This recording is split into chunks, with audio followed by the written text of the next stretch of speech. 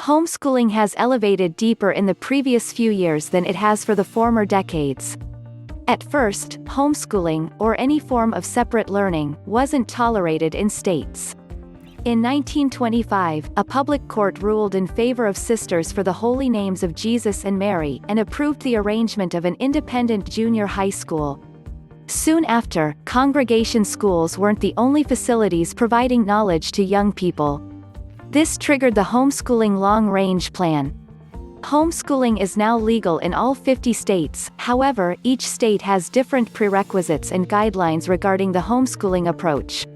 Some states assuredly ask for parents who specify homeschooling to surely file their homeschooling intent to the local school superintendent.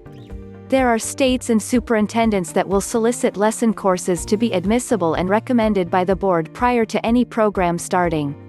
In other states, homeschoolers will have three choices: they can acquire a accredited tutor, register in an equipped independent class, or be part of an impartial population homeschooling strategy. Parents may form separate schools for their own children, but might have to file an annual report to the Department of Learning in selected locations.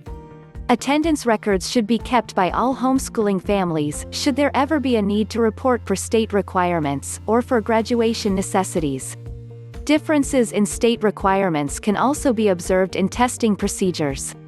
Some states, or programs, require homeschoolers to attend proctored or standardized testing days to show they understand lessons and exercises taught during their homeschool time. Don't forget to like and subscribe. Please stop by our site for more homeschooling info. If you are interested in a Christian, self-paced, online homeschooling course with customizable curriculum, just follow the link in the description.